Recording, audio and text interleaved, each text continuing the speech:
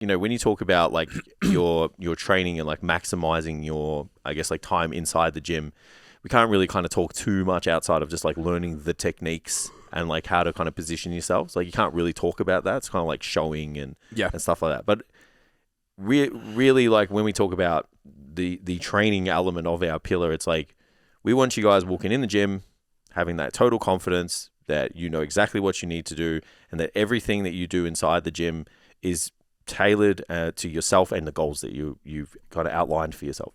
We want you guys maximizing your time and your effort. Because there's so many people that go into the gym and they have the best intentions and work ethic and showing up isn't the problem.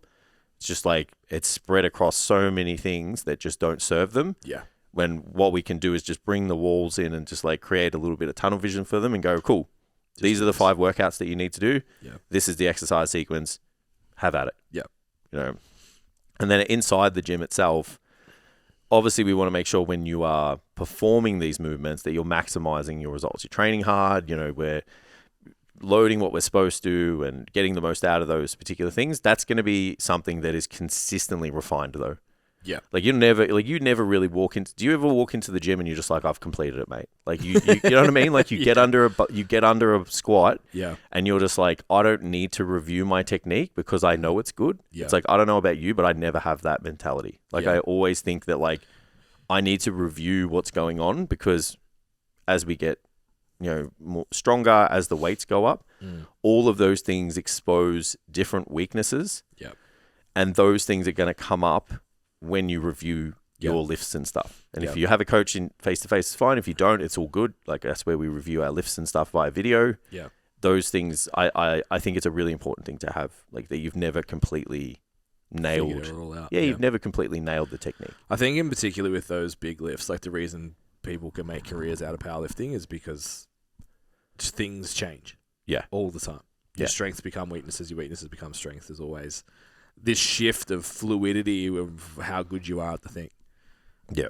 So definitely within the compound lifts. And then anything that you haven't done for a while as well is just like, it amazes me that I'm like, I'm well trained and I do something, I'm like, bleh. Yeah. Yeah. Like we talked about, what it'd be like for me to get under a barbell, like to squat. Yeah. It's like, I can squat. Yeah. But I know that first, 1 to 2, possibly 3 sessions. Yeah. That's going to be, pretty nasty. Even 6 weeks before it's automated, I reckon. Yeah. Like, until you just like not training skill anymore. I can actually train hard now. Yeah. Yeah. And that's one of the things. Which is wild for someone that's trained for 20 years. Yeah. Yeah. And I think that's why I feel like in my space, in my attention span across social media at the moment, there's 2 things that are really screaming out to me. Is we're going through this whole effort thing again, talking about, because, there's new research come out for Rep and Reserve and whatever. And I feel like there's always going to be this debate about like, how useful is scaling somebody's effort in their training. Yeah. And then the other one, I've just slipped my mind. So we got effort and I can't believe it's literally just creeped out of my mind. Anyway, we'll go in on the effort thing for now. So I actually had a client ask me last week if we could do a resource on Rep and Reserve. Yeah, so that would be great to unpack. I actually think that I'm slowly moving away from it. Interesting. Personally. I think, I think you need to learn what it is, and I think you need to let go of it. That's what I personally think. Yeah. Because I think that it becomes really good as an awareness for paying attention to how hard you're training. And I think once you know what a 0 is, there's a lot of value in that. But I think after that, especially for the body composition space that I work 99.9% in, letting go of it is going to serve a lot of people more. And even learning it, like being aware of it, but letting go of it, that's going to create way more positive benefits in the future, because I feel like people, like, no one really knows what a 0 is. So I think that, like, if you put down like a 2 or a 1, you're still going to potentially pull yourself short of that. And that's like just stimulus that you're leaving on the table. So I think it's a really valuable like concept to understand. But I know for myself, I don't walk into the gym anymore and go, I need to train till there's 1 rep left. Yeah. I go, I'm going to train to lift the same amount of weight that I did last week, try and get at least a rep more. Yep. Or I'm going to try and lift more weight. Yep. And then get within the rep range again. And then I just do that until I can't do it anymore. And then after that, I go, okay, let's peel it back. First week of the program, maybe stop a couple reps short, get some momentum, blah, blah, blah, and then go again. So I kind of I'm sitting, and this is why this is the first time I've literally spoken about it. It's like, I don't know where I sit with it at the moment. I see benefit for some people, and then I see disservice to others. Yeah. So I think I agree from a physique outcome standpoint. Because the majority of what you're doing is... Yeah, actually, let me term that differently. I agree from a high prescription and for hypertrophy. Yeah. I think that it's just like once you've found intensity, you just keep intensity. And I think some people will naturally gravitate towards failure more than others. Yeah. The people who gravitate towards failure probably just do less, have slightly different exercise selection overall than the people who train a little bit back from that, will need to do more work to provide the same stimulus. Yeah. And once you figure that out, like you said, you're probably in a sweet spot and you're good to go. Where I think it's most useful, and it'd be interesting because I know your angle is coming from the hypertrophy world, where people are kind of maybe pushing back on hypertrophy. If you're looking at a more performance-based outcome, one of those metrics being strength. Yep. Strength in isolation. I talk about, when we do our programming module, I talk about the different intentions that you have for different lifts. Yeah. So do you have an intention of skill? Do you have an intention of strength? Do you have an intention of function? Or do you have an intention of hypertrophy? Yeah. They're the four that I would focus on. Yep. So Katie's question was actually great. She was like, why do different types of lifts seem to have different rep and reserves? Yeah. It's like, well, if you are training for skill, I want every rep to be perfect. Correct. And if you're training a highly complex exercise that has an increased risk to reward ratio, I'd rather you err on the side of caution. So you're probably going to have 2 or 3 rep and reserve more often than not on your squats, deadlifts, and bench press. Yeah. Because if it goes wrong, it goes wrong. I agree. And it's unnecessary. And when I train competitors, it's like what you do on the platform is going to be the average of what you do in the gym. Yes, you need to send it at times because you need to feel what that's like and where you fuck that up and what actually happens under that kind of load. But most of the time, you're there to be good at the thing. Yep. Being good at the thing sub-maximally carries over pretty well most of the time maximally. So I'm always holding those lifts back a little bit. Yep. Function makes no sense. It's you're not training that. People will be like, oh, it's just this. I'm not feeling this. I'm like, you're not supposed to. You're not supposed to leave with a glute pump from a single leg RDL. You're supposed to be able to stand on one leg. You're supposed to be able to do the thing. Like, and control your body in space. And, even carry over to like controlling upper body positioning, blah, blah, blah, blah. It's like we're not fucking growing a muscle with that exercise. It's not a movement that you're really going to stimulate and isolate. And so arguably the RIR in that is totally irrelevant, but you just write 4 because it's like, it's easy. Yeah, it's like, It's just a perception that it's easy. I understand. And then for the squat and the deadlift, it's like, don't die. Like, you know what I mean? Like, ultimately, 2 or 3 is like, don't die. What else was the other one? I said strength. So strength outcome. Strength, So strength hypertrophy. Yeah. Strength is like, it's an interesting one because it's almost, it can be in either. It's like I can program a squat for strength and we start to get into that like expression zone. It's like I want you to do whatever you can to lift the most amount of weight. 100%. Within the rules of the lift, obviously. An appropriate range of motion, etc. If you're on a leg press and my intent is strength, you can, and this is where exercise selection maybe affects more than exercise intent, is your ability to take it further without compromise. Yeah. So if you're on a leg press, you can go to 1 rep and reserve 0, probably not 0, because that's going to be a bit sketchy, but you can get close. You could fucking send it. Yeah. most of my 0.5 means you don't know if there was one. Yeah. So most of my clients won't feel comfortable under a 45-degree leg press at 1. They're probably going to do 2 because like, I'm getting a bit scared that this is going to fall on my head. Yeah. Put them in a leg extension. I can write 0 to 1. Yeah. Because it's just like nothing bad can happen. Yeah. I'm just going to push this as far as I can, and nothing bad's going to happen. And if I wake up tomorrow, I'm not going to be fucked up. Yeah. So when I write a program, typically the program's laid out in complexity of movement, which means the RIR actually gets lower throughout the whole session. It's like early on in the session, particularly like warm-up's going to be like fucking 5. Yeah. Super easy. Complex exercise is going to be 2 to maybe 4, depending if you've got the skill yet or not.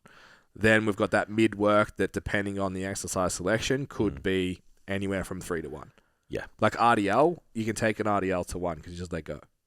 Yeah. And you'll be okay. Correct. So most people are comfortable to kind of push that. Yeah. Then the complexity comes down, you're into machine stuff, then you're into isolation stuff. So it's like after it. Just, exactly. Do more than you did last week, basically. I think that is the best application for it. Yeah, so that's the best application of it. It's got the safety of the lifter in mind. It's still effective. And it's taking into consideration those intentions. And if you tune into our YouTube video for the week, where we talk about this pillar in depth, that's one of the benefits that I actually speak of, why it's important to have these prescriptions. Because there's always, like, it's a concept. We're always going to have this, like, there's pros to this, there's cons to this, and I think that there's going to be circumstances where it's valuable, and that is definitely one. It's like, we don't want, like, training, like, we want you guys training hard. Yeah. There's no if, buts, or maybes. Hard but not stupid. Correct. We want you guys pushing to your maximum potential in nearly almost every lift that you go into the gym, but there's going to be times where that isn't the case. Yeah. And we know that if we want to learn stuff, if we're applying a skill-based movement that's going to carry over to your other lifts, that can't be done with fatigue. It can't be done in a high-effort environment. There's the movement prep stuff that Ben said. I just find that in some instances, especially for like body composition and hypertrophy specifically, when you apply an RPE, not an RPE, I actually think RPE is quite effective in this instance. When you apply a rep in reserve, you are now taking out like other methodologies or other techniques to increase the amount of volume load. Yeah. Because, like, just use like the partial reps or like rest pauses as an example. It's like, sure, you can't like complete any more weight for the movement. It's like, can you take a rest pause and do a couple of more reps like in that last week of your program? An advanced client's going to be able to do that. Yeah. Someone who you want to teach effort and you want to teach them to train hard, they're going to be able to do it. Yeah. So applying drop sets as ineffective as people, kind of say it says in the literature, it teaches you how to train hard. Yeah. It teaches you how to go to failure. So sometimes, like, I think that at the start with this lifter, that even the one that asked you the question, it's great. Like, they're probably way beyond like a beginner. They're in this advanced, like this intermediate stage at the moment. And when you get to this like more advanced space and you are maybe working exclusively outside of strength, like top end strength, maybe that rep and reserve stuff is not always gospel. Yeah. Because I've even had conversations with some of my guys and I'm like, look, if it says 4, it means don't kill yourself. Yeah. Outside of that, fucking get it. Yeah. If you can lift more, do it. Yeah. And then when you get to a point where you can't lift any more, whether it's weight or reps, we will have a discussion on what that could potentially be. Yeah. Be it you need to look at your technique, be it you need to, have some more food, you need to apply another rest day, we need to consider the training volume. Like, I think that is a situation where we just can't like kind of be so concrete in our methodology. Yeah. And that's where I'm like, fuck, like I'm kind of moving away. I know I use it a lot now and it's becoming a thing. Learn how to break the rules. Know the rules so you can break them. That's it. So if a client understands what rep and reserve is for, you can break the rules. 100%. So like I have like my clients like Voldemort, Jess overshoots all the time. Yeah. And like it's hilarious. I've actually started training Jess's brother. Yeah. And he sent me a squat from last week and he missed on his squats and I was like, the rep and reserve's like 3. Yeah. And I was like, okay, yeah, it's in the family, it's fine. Yeah. But it's okay. Like it's not the whole world hasn't ended and I don't need to totally change your program. You're not a fucking world-class powerlifter that one miss is going to mean you fucking lose 30 kilos on the platform. Like, it doesn't matter. Yeah. So, yeah, I think it's interesting listening to you speak and you mentioned that RPE is actually useful. It's almost like once you've learnt RIR, you go back to RPE, but actually use it as rate of perceived exertion, for the lift. Not inverted. Yeah, rep and reserve. Yeah, which is what it became. 100%. In the gym, it's like, no. Did you nearly die? Were you a little bit off death, or was it easy? Yeah. And that's like 10-7. Yeah. Okay, well, remember your perceived exertion of the lift can be nowhere near rep and rep and reserve. So, yeah, and I would say like if I gave you RPE 9 on a deadlift, yeah, versus RPE 9 on a bicep curl, yeah, your RIR is really different. I agree, because your rate of perceived exertion on the deadlift is going to be way higher. Yeah, what's than it is way on the more bicep complicated curl. exercise. So even that is going to alter the scaling of it. You're way more willing to do a 10-second rep on the bicep curl than you are with a deadlift, and correct. The cost of doing that. It's like, oh, fuck, that's going to feel like RPE 11. Yeah, in the perfect world, you would almost like to have like the reps to failure RIR, they're just in bursts. Yeah. And then you would almost want to have a rate of perceived exertion, because the rate of perceived exertion is like think about it like we used to use prescribed rep and reserve. So that's what we want you guys to get. Yeah. And then you almost want to get someone to perceive the exertion on that particular lift and be like, no, this was really fucking hard. Yeah. So it's like, okay, well, you kind of, that matches up. Yeah. You know, if it's an R&R 1, this person's put it RPE 9 or whatever, it's like, all right, it was really fucking hard. Yeah. And it's like, okay, well, we want you training really fucking hard. Yeah. If you put it at like an 8, it's like, okay, well, we missed the mark a bit. Yeah. So we've got to think about the loading of it. You know, I think it's more accurate. I think it's an accurate scale for the lifter. Like, they really don't know how many reps they have left in a lot of cases. Like, you have to be a really trained lifter. And that's why in a lot of instances, I'm making this gravitation towards like lower rep ranges. Yep. Because it's easier to estimate how many reps you got left. When you use higher rep ranges, it's pretty inaccurate. So you almost have to just train them till like, hey, there's no more reps left. Now you know. Yeah. So that's where you'll find most of the programs and the people who are listening. When I coach them, it's like it's between 5 and 15.